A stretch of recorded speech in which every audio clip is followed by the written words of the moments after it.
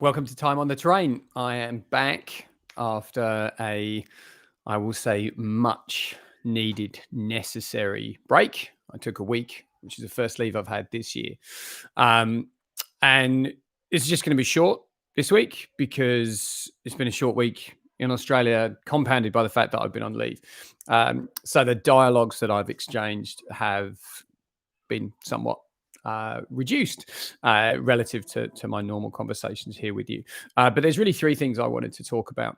One is avoiding burnout. Second is investing in development, and that is absolutely crucial. And this is the time to do it. And the third is setting a goal for the year. So I'll try and do a minute on each. Avoiding burnout. That's the direction that I was heading in. I was heading for burnout, and I think a pretty hard one.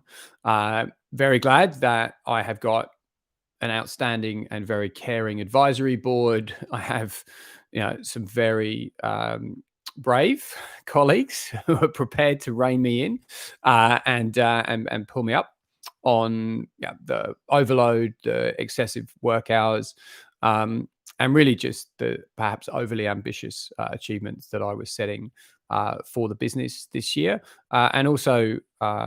I'm eternally grateful to the very wise woman who is my wife, who really corralled me and set us up for some very rejuvenating time during my leave.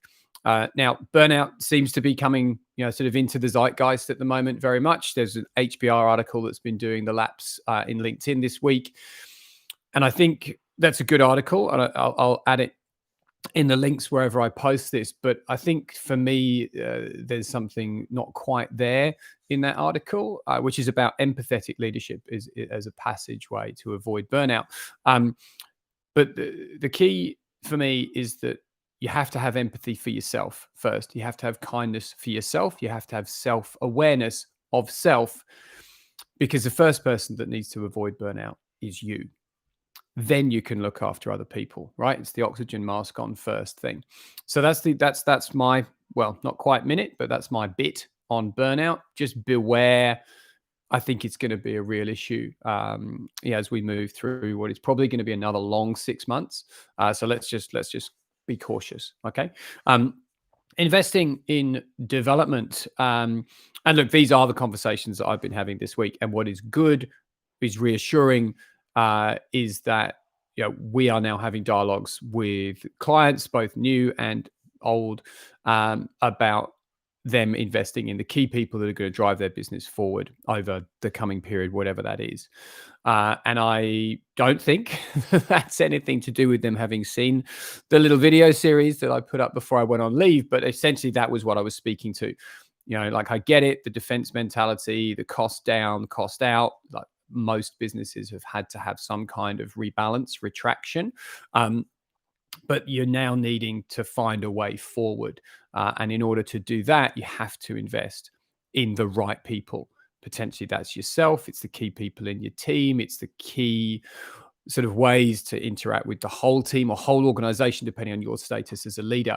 And then it's also, and really, really vitally, key stakeholders.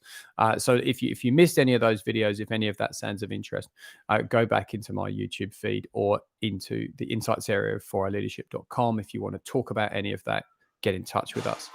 And the final area is setting a goal for the year. Okay, we're 3 months out from the traditional sort of rest, review, and reset period over Christmas.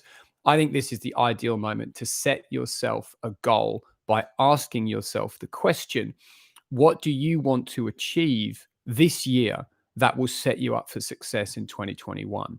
There is still time. There is still a lot that can be done. There is a lot that you can influence, and there is probably more than you may think, if you think anything like me, that you actually can control right now.